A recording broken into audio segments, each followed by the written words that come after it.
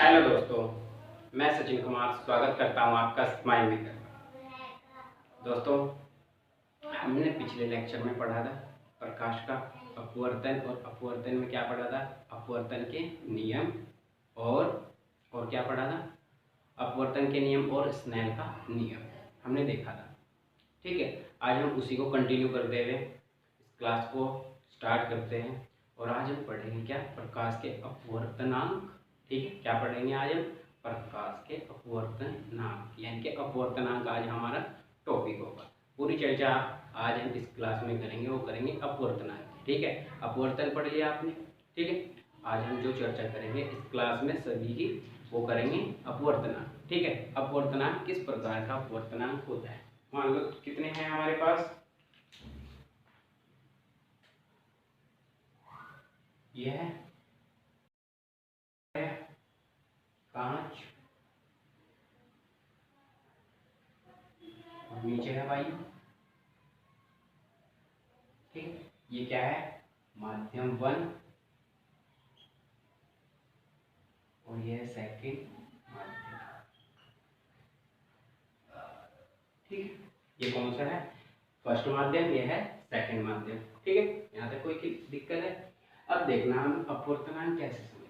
अपवर्तनांक का मतलब है, यानी कि जब भी कोई प्रकाश की किरण, मान लिया अभिलंब लिया हमने, ठीक है, अभिलंब, और ये प्रकाश की किरण हमें यहाँ से इससे गुजारनी है हमें। ठीक है, तो ये क्या हो, ये पूरा का पूरा अभिलंब है। ठीक है, तो इससे जाने के बाद ये क्या होगा? एंटी जानी चाहिए थी इस प्रकार। ठीक है, तो ये क्या हुआ? अपवर्त, यानी कि यहाँ से यहाँ तक ये इस प्रकार चली जाएगी। ठीक है, क्योंकि ये आर है आपतन, ये आपतन है आई, और ये है आर अपवर्तन। अपवर्तन कोण। ठीक, क्या है? अपवर्तन कोण। अब हम इसको कैसे डिफाइन करेंगे? इस प्रकार से हम कैसे लिखेंगे? अब हम इसको ऐसे लिख सकते हैं, फर्स्ट एन और 2। ये जो एन है इसको हम बोलते हैं क्या? माध्यम का अपवर्तनांक। क्या? माध्यम का अपवर्तनांक। इस एन को हम क्या बोल सकते हैं? माध्यम का अपवर्तनांक। ठीक, क्या है? एन, माध्यम का अपवर्तनांक। अभी हमने फर्स्ट लिखा है, सेकंड लिखा। अब फर्स्ट को हम क्या? फर्स्ट हमारे पास क्या है? कांच है, कांच। ठीक है, कांच को इंग्लिश में ग्लास, तो इसलिए इसे कैपिटल स्मॉल जी। ठीक है, और ये क्या है? वायु, इसे एयर बोलते हैं, इसीलिए इसे स्मॉल में ए। ठीक है, अब हम क्या कर सकते हैं? इसको कैसे लिखेंगे? अब हम इसको अपवर्तनांक के फॉर्म में लिख सकते हैं, यानी कि जी एन लिखा और क्या? ए लिख दिया। तो हम इसको पढ़ेंगे कैसे? इसको पढ़ेंगे कैसे? अब हम इसको पढ़ेंगे, यानी कि स्टार्टिंग में क्या है? जी यानी कि ग्लास, यानी कि कांच का अपवर्तनांक किसके सापेक्ष है? ए, यानी कि वायु के सापेक्ष कांच का अपवर्तनांक। ठीक, हम कैसे पढ़ेंगे इसको?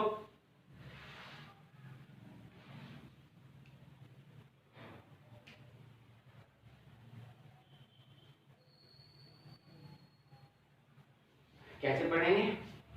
यानी कि कांच का अपवर्तनांक है वायु के सापेक्ष। अगर वायु पहले होती तो वायु का सापेक्ष होता कांच का अपवर्तनांक।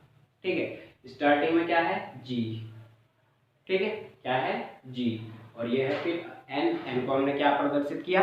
अपवर्तनांक से। ठीक है दोस्तों, कैसे प्रदर्शित किया?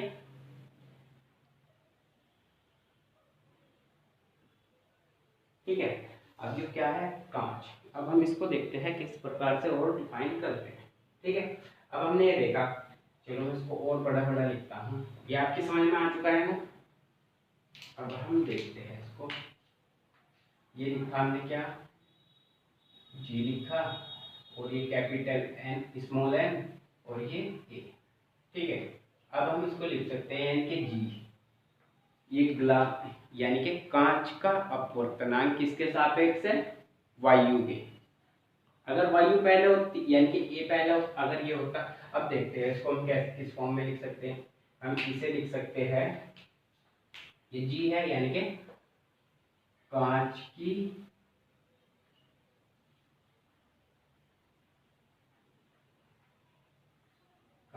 चाल,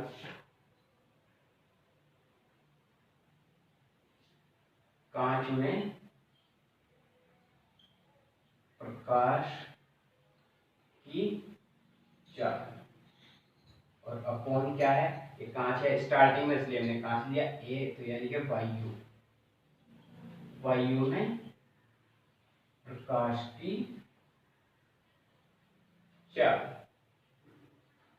यहाँ तक कोई कंफ्यूजन है किसी को भी, कुछ भी ठीक है, नहीं है ना? ठीक है दोस्तों, कोई भी दिक्कत नहीं है किसी को भी, क्योंकि अब हम क्या कर रहे हैं, अब हमने ये देखा, अब हम इसको पढ़ते हैं कैसे, यानी कि ये क्या है, कांच, ठीक है, कांच का अपवर्तनांक किसके सापेक्ष है, वायु के, किसके सापेक्ष है, वायु के। अगर ये लिखा हुआ हो एस प्रकार यानी कि स्मॉल एन और ये जी, तो ये इसको हम कैसे पढ़ेंगे, यानी कि इसको पढ़ेंगे वायु का अपवर्तनांक किसके सापेक्ष, कांच के सापेक्ष, किसके सापेक्ष, कांच के सापेक्ष। अब हमने देखा क्या, ये था, ये पढ़ा हमने, ये तो हमने फॉर्म में पढ़ा है, यानी कि हम इसको डिफाइन कैसे करते हैं, ठीक है। कांच है यानी कि जी है यानी कि कांच में प्रकाश की चाल, और ए है यानी कि वायु में प्रकाश की चाल, ठीक है दोस्तों, यहाँ तक किसी को प्रॉब्लम। अब ये ए एन जी, ये लिखा है ना, एन का मतलब मैंने आपको बताया था क्या होता है, अपवर्तनांक, ठीक है। वायु का अपवर्तनांक किसके सापेक्ष है, कांच के सापेक्ष। अगर ये लिखा हुआ है, अब ये देखना क्या लिखते हैं हम, अब लिखते हैं ये है जी है स्मॉल और ये ए है, और इसे हम कैसे लिखते हैं, यानी कि कांच का अपवर्तनांक, कांच का अपवर्तनांक किसके सापेक्ष है, इस बार वायु, क्योंकि सेकंड क्या दिया गया है, वायु के सापेक्ष, ठीक है। अगर मान लिया जाए हमें क्या दिया है, ये तो है जी और ये है एन और ये है डब्ल्यू, डब्ल्यू यानी कि वाटर, ठीक है, वाटर, तो यानी कि कांच का, इसको हम कैसे पढ़ेंगे, कांच का अपवर्तनांक किसके, जल के सापेक्ष, किसके सापेक्ष, जल के सापेक्ष, ठीक है। यहां तक कोई प्रॉब्लम है? अब हम इसको उल्टा भी कर सकते हैं, क्या, इसको उल्टा भी। अब ये क्या बता रहा है, एन, ये एन के माध्यम बता रहा है, यानी कि बस जो प्रकाश की किरण है किससे होकर जा रही है, पहले जा रही है वो कांच से, फिर जा रही है वाटर में। यहाँ पहले क्या में जा रही है प्रकाश की किरण, पहले जा रही है कांच में, फिर जा रही है एयर में, यानी कि कांच क्या है, सघन है, और एयर यानी कि वायु विरल है, ठीक है। यहाँ विरल है, नहीं सघन से विरल में जा रही है, तो कैसे जाएगी, अभिलंब से दूर हटेगी, यहाँ जा रही है किस प्रकार, यानी कि विरल से सघन में, यानी कि अभिलंब की ओर झुक जाएगी, ठीक है। ये बताया गया है इसमें, यानी कि वायु का अपवर्तनांक कांच के सापेक्ष, यानी कि हम यहाँ पे जो पढ़ रहे हैं ये किसके सापेक्ष पढ़ रहे हैं, अपवर्तनांक, यानी कि ये देखो जी है, ये ए है, यानी कि ये जी है, ये ए है, ठीक है। यानी कि कांच का अपवर्तनांक किसके सापेक्ष है, वायु, ऊपर क्या है, कांच है और नीचे वायु, ऊपर कांच नीचे वायु, यहाँ तक क्लियर है। वायु, कांच का अपवर्तनांक वायु के सापेक्ष जब हम पढ़ते हैं, यानी कि सघन से विरल में आ रही है प्रकाश की किरण, ठीक है, तो अभिलंब से क्या हटेगी, दूर, अभिलंब से दूर जा रही है ना, क्योंकि परावर्तन अपवर्तन कोण का मान बढ़ रहा है, ठीक है। लेकिन जब सघन, विरल से सघन में पहुंचती है तो अपवर्तन कोण का मान क्या होगा, घटता है, ठीक है, क्या होगा, घटता है। यहाँ तक कोई प्रॉब्लम है? अब हमने देखा क्या, ये है एयर और ये एन और ये जी, इस एन का मान है अपवर्तनांक, इस एन को हम अपवर्तनांक बोलते हैं, इस एन को, ठीक है, इस एन को हम क्या बोलते हैं, अपवर्तनांक, ठीक है। तो दोस्तों उम्मीद करता हूँ आपको पढ़ना आया होगा, ठीक है, किस प्रकार से हम इसको पढ़ेंगे, ANG यानी कि एयर यानी कि वायु का अपवर्तनांक कांच के सापेक्ष, यहाँ GA यानी कि कांच का अपवर्तनांक वायु के सापेक्ष, यहाँ GW है यानी कि कांच का अपवर्तनांक जल के सापेक्ष। ठीक है, यहाँ तक क्लियर हुआ होगा आपको। अगर आपको क्लियर हुआ तो एक बार आप इसका स्क्रीनशॉट ले। वैसे ये आपके लिए इम्पोर्टेंट तो नहीं है, लेकिन ये आपको समझने के लिए बहुत ज़्यादा इम्पोर्टेंट है, क्योंकि इस पे न्यूमेरिकल आते हैं। ठीक है, इस GNW यानी कि GA, ठीक है, इस पे न्यूमेरिकल आते हैं, बस आपको ये पढ़ना आना चाहिए। ठीक है, आप इसका स्क्रीनशॉट ले।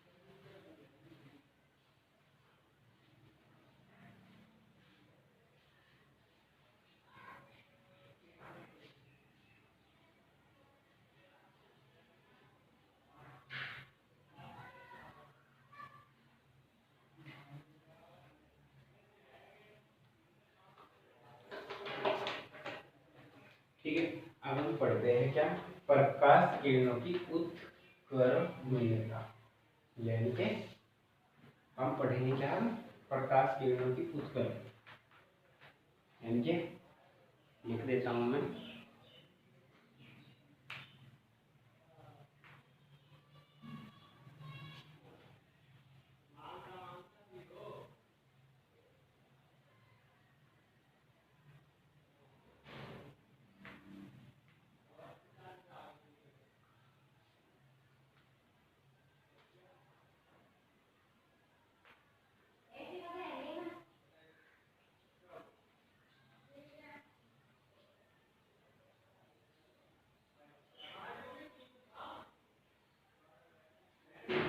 प्रकाश किरणों की उत्कर्मणीयता। ठीक है दोस्तों, उत्कर्मणीयता,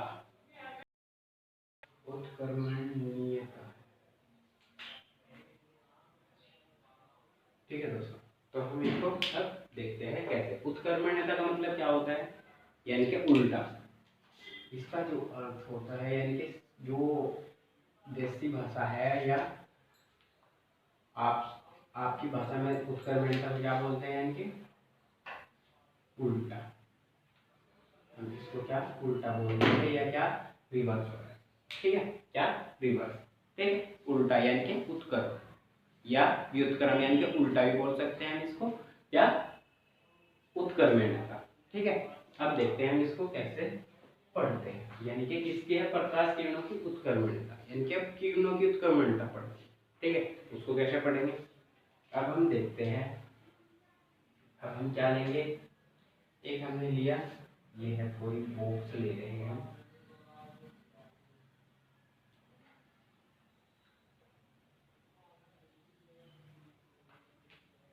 ठीक है, और ये बॉक्स है कांच का, ये बॉक्स है कांच। किस प्रकार का बॉक्स है,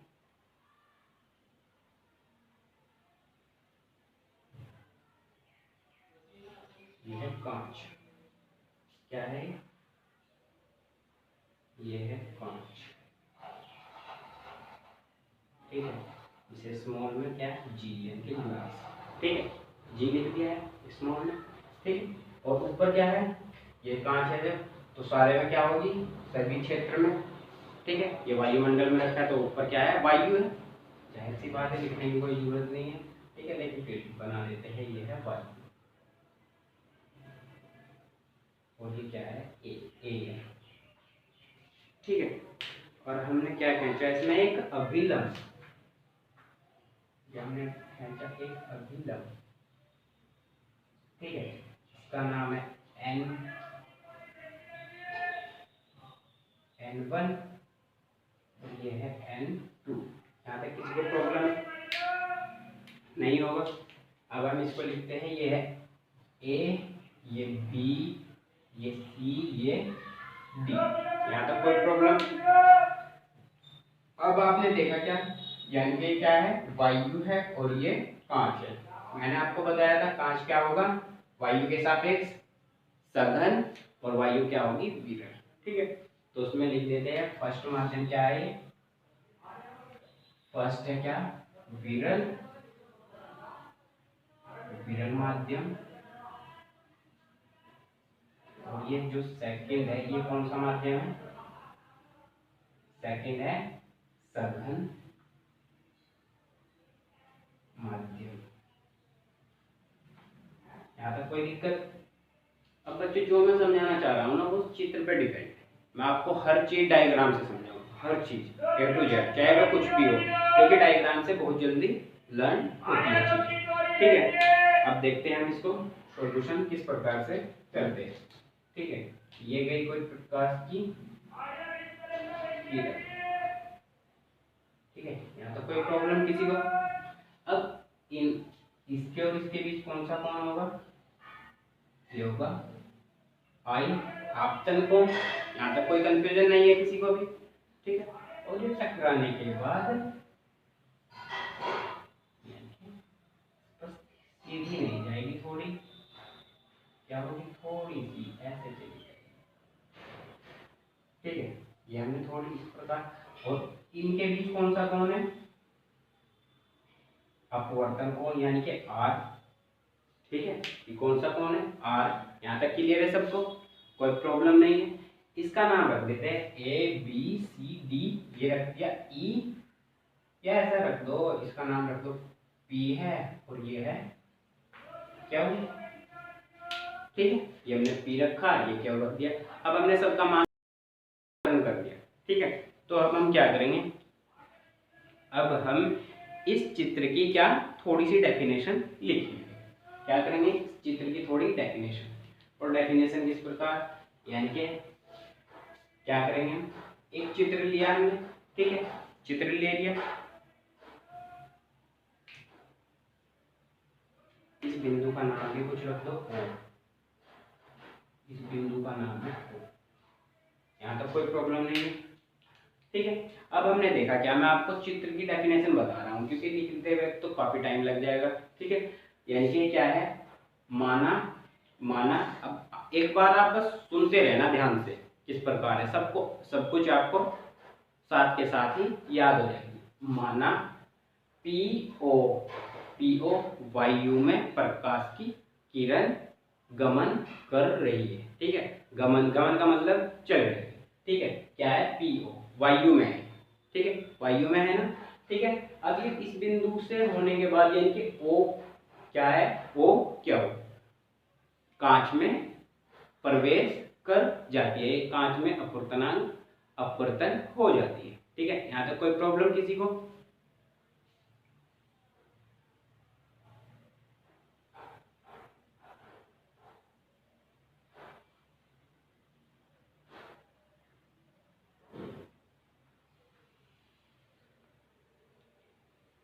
ठीक है, यहाँ तक कोई दिक्कत नहीं है। अब हम इसको लिख सकते हैं, यहाँ तक लिख लिया हमने, वायु में इतना, वायु में PO आपतित किरण है। ठीक है, और O क्या है, अपवर्तित किरण है। ठीक है, यहाँ तक कोई प्रॉब्लम नहीं। तथा क्या, वायु में आपतन कोण I, और कांच में अपवर्तन कोण क्या है, R है। ठीक है, कांच में अपवर्तन कोण R है। यहाँ तक कोई प्रॉब्लम नहीं, क्योंकि अपवर्तन कोण क्या, आपतन कोण I वायु में है, और अपवर्तन कोण R कांच में। यहाँ तक किसी को प्रॉब्लम। तो हम इसको कैसे लिख सकते हैं, ये देखते हैं। अब हम इसको लिख सकते हैं,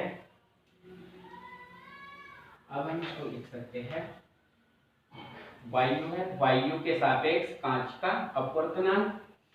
तो हमने लिखा फर्स्ट हेडिंग, वायु के सापेक्ष कांच का वायु के सापेक्ष कांच का अपवर्तनांक, जो वायु के सापेक्ष हो रहा है, कांच का अपवर्तनांक, ठीक है, कांच का अपवर्तनांक, ठीक है, कांच का अपवर्तनांक। अब ये ए है, ये जी है। अब वायु के सापेक्ष है तो हमने क्या लिखा, ए, ठीक है, और ई से थोड़ा सा हमने चेंज किया, ये लिखा एन से, और ये फिर हमने किसका है, कांच का अपवर्तनांक, तो हमने जी बनाया। यहाँ तक कोई प्रॉब्लम किसी को भी तो नहीं है। तो वायु के और कांच के सापेक्ष जो अपवर्तनांक है तो किसका मान आएगा, यानी कि sine I on sine R, किसका, साइन आई यानी कि और अपॉन साइन आर। हमने ये ही कल पढ़ा था, क्या, स्नेल का नियम, और ये किसके बराबर होता है, नियतांक के। अब वो जो नियतांक है वही तो निकालना है हमने, क्या है वो नियतांक, यानी कि ए एन जी, यानी कि वायु के सापेक्ष कांच का अपवर्तन, ठीक है, यही तो है ना। अब जो नियतांक निकाल ले हम यू निकाल ले, ठीक है। अब ये है क्या, समीकरण नंबर मान लिया हमने इसको फर्स्ट, क्या मान लिया, समीकरण नंबर फर्स्ट। यहाँ तक कोई प्रॉब्लम नहीं है किसी को भी। अब हम क्या करेंगे, ठीक है, अब हमने देखा, अब हम सेकंड स्टेप करेंगे। ये जो प्रकाश की किरण है सेम हम ऐसे ही बचाएंगे। अब कैसे, अब हम किस तरह से बचाएंगे प्रकाश की किरण को, यानी कि वायु से। अगर सेकंड डायग्राम बनाएंगे हम तो वो वायु से ही बचाएंगे ना। अब लेकिन हमें बस चेंज नहीं करना चाहिए, क्योंकि हमें उत्क्रमणिका ज्ञात करनी है तो सेम रखेंगे, ठीक है। तो अब क्या करेंगे, जब इससे ही होके जाएगी, ये क्या होगा, आर को हम मान लेंगे आपतन कोण, क्योंकि जब जहां से प्रकाश की किरण आपतित होती है, अब आपतित होती है, उस आपतित और अभिलंब के बीच कौन सा कोण होता है, आपतन कोण, ठीक है। और जब ये टकरा जाती है वायु में चली जाएगी, क्योंकि अब जो होगा ये सेकंड नंबर का, वो ये चिन्ह इस प्रकार से होंगे, ये जो रेखा है अब है किरण इस प्रकार से, अब है किरण इस प्रकार से, ये सेकंड है, ठीक है, ये सेकंड है, यानी कि अब प्रकाश की किरण ये जाएगी और फिर ऐसे। यहाँ तक कोई प्रॉब्लम।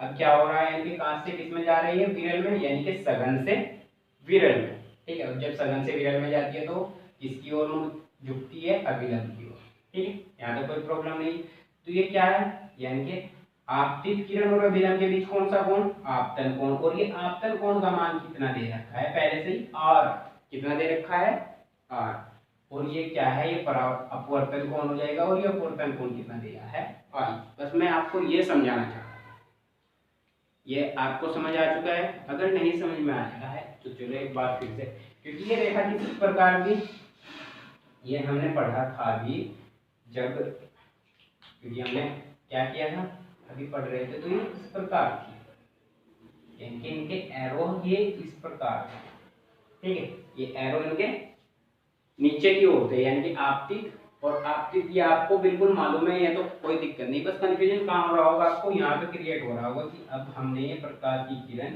इससे ही कैसे गुजारनी, क्योंकि इससे गुजारने का कारण ये है, हमें क्या ज्ञात करनी है, उत्क्रमणिका, क्या ज्ञात करनी है, उत्क्रमणिका, ठीक है। तो अब हम क्या करेंगे, ये एरो का निशान है, ये एरो का निशान, यानी कि ये आपतित किरण, अब इसके लिए ये आपतित और अभिलंब के बीच कौन सा कोण बनेगा, अपवर्तन कोण, नहीं आपतन कोण, और अपवर्तित किरण और अभिलंब के बीच कौन सा कोण, अपवर्तन कोण। यहाँ तक कोई कंफ्यूजन। अब हम इसको सेम लिखेंगे, क्या, इसके सापेक्ष होगा कांच और वायु, तो ये हमारा सेकंड है, कांच के सापेक्ष वायु का अपवर्तनांक, क्या, अपवर्तनांक, ठीक है। यहाँ तक कोई प्रॉब्लम नहीं है।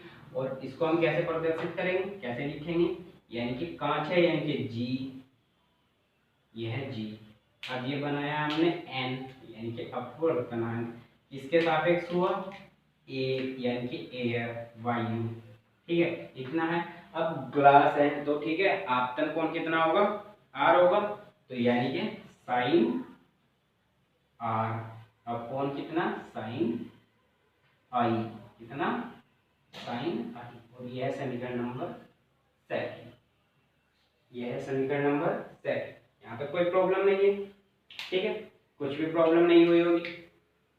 अब हम इसको क्या करेंगे, समीकरण 1 व 2 को हल करने पर क्या करेंगे, समीकरण 1 व 2 को हल करने पर, ठीक है।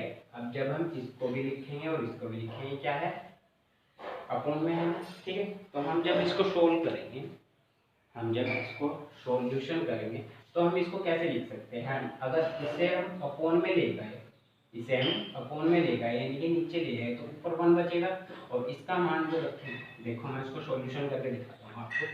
हमारे पास क्या है, एक तो है समीकरण 1 व 2 को हल करने पर हमने लिख तो दिया है,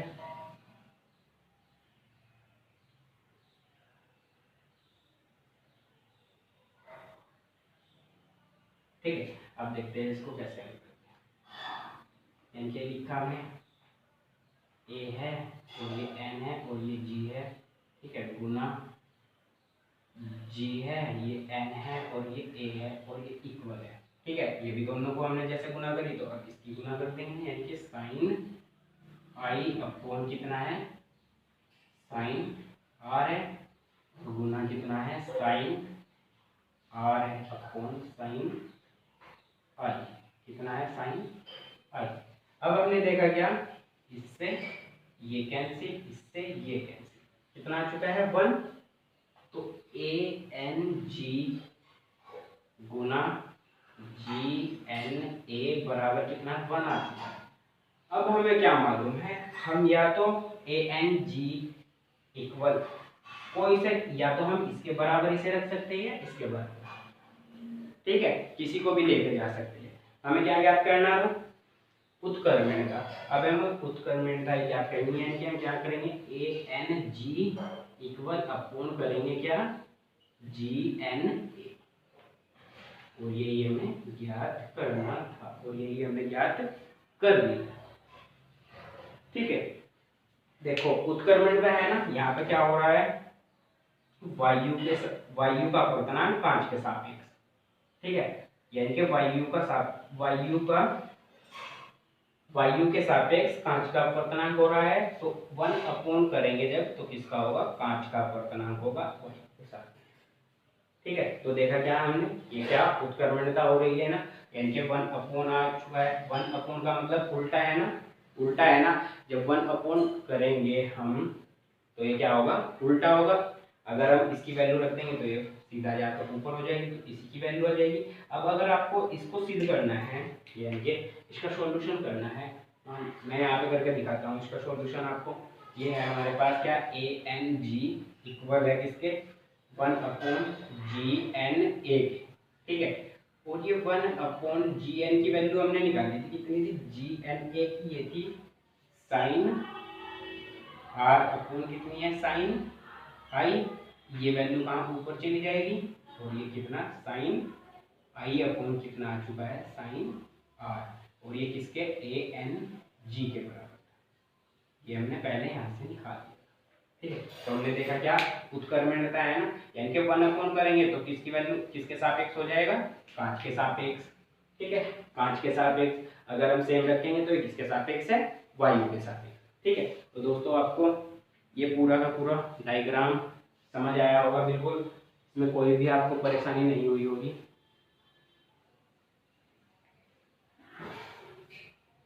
ठीक है दोस्तों। तो कल जो हम पढ़ेंगे वो पढ़ेंगे हम क्या, क्रांतिक कोण, क्या पढ़ेंगे हम कल, क्रांतिक कोण, ठीक है दोस्तों। अगर दोस्तों आपको क्लास में कुछ भी समझ नहीं आया है तो वीडियो में कमेंट करके जरूर बताएं कि सर हमारी ये समझ में नहीं है, ठीक है। तो दोस्तों मैं कोशिश करूँगा आपको अच्छे से और क्लियर कराऊँ, ठीक है। और दोस्तों अगर वीडियो पसंद आई तो वीडियो को ज़्यादा से ज़्यादा लाइक करें और अपने दोस्तों के साथ शेयर जरूर करें, ताकि वो भी समय से अपना कोर्स पूरा कंप्लीट कर सके, ठीक है। तो दोस्तों मिलते हैं नेक्स्ट वीडियो में, तब तक के लिए धन्यवाद।